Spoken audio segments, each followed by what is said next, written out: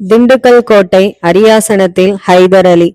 கோபாலநாயக்கர் முன்வர அவருக்கு பின்னால் தாண்டவராயன் பிள்ளையும் ஆணுடை தரித்த வேலுநாச்சியாரும்.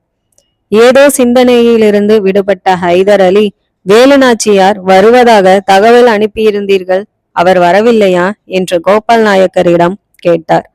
ஐயா, நான் தான் வேலுநாச்சியார் என்று உருது மொழியில் வேலுநாச்சியார் பதில் தந்தார்.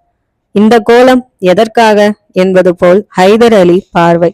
அதை புரிந்து கொண்ட வேலுநாச்சியார், எங்கள் காலடி சுவடுகளை எதிரிகள் கவனித்துக் கொண்டிருக்கின்றனர். அந்த ஓநாய்களின் பார்வையில் இருந்து தப்புவதற்கும் வழியில் அந்த கயவர்கள் எதிர்வந்தால் அவர்களை நேர்கொள்வதற்கும் இந்த ஆடை வசதியாக இருக்கும். அதனால்தான் எனது இந்த கோலம் என்று உருது மொழியில் விளக்கினார் வேலுநாச்சியார். வேலுநாச்சியார் என்ன சொல்கிறார் என்பது புரியாமல் விழித்தார் கோபால் நாயக்கர். இருப்பினும் ஹைதர் அலியின் தாய்மொழியையும் வேலுநாச்சியார் அறிந்திருப்பது கண்டு அவரது உள்ளம் பூரித்தது. வேலுநாச்சியாருக்கு உருது தெரியும் என்பது தாண்டவராயன் பிள்ளைக்கு தெரியும். ஆனால் இவ்வளவு சரளமாக வேலுநாச்சியார் உருது பேசுவதைக் கண்டு அவரது விழிகளும் மகிழ்ச்சி விளக்கேற்றின. ஹைதர் அலி திகைப்பில் சிக்கி தவித்தார்.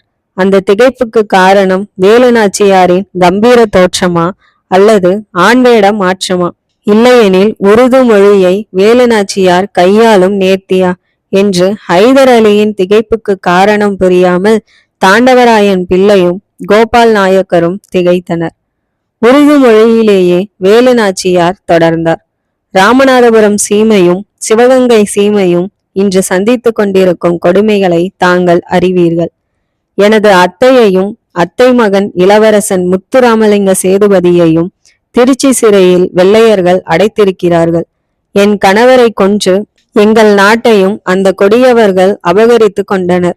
என்னை பற்றி நீங்கள் அறிந்ததை விட உங்களை பற்றி நான் அதிகமாக அறிவேன் என்று வேலுநாச்சியார் சொல்லிக் கொண்டிருந்த போது ஹைதர் அலி மெல்ல மெல்ல அரியாசனத்தை விட்டு எழுந்தார்.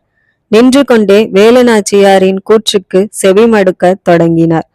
தொடர்ந்தார் வேலுநாச்சியார்.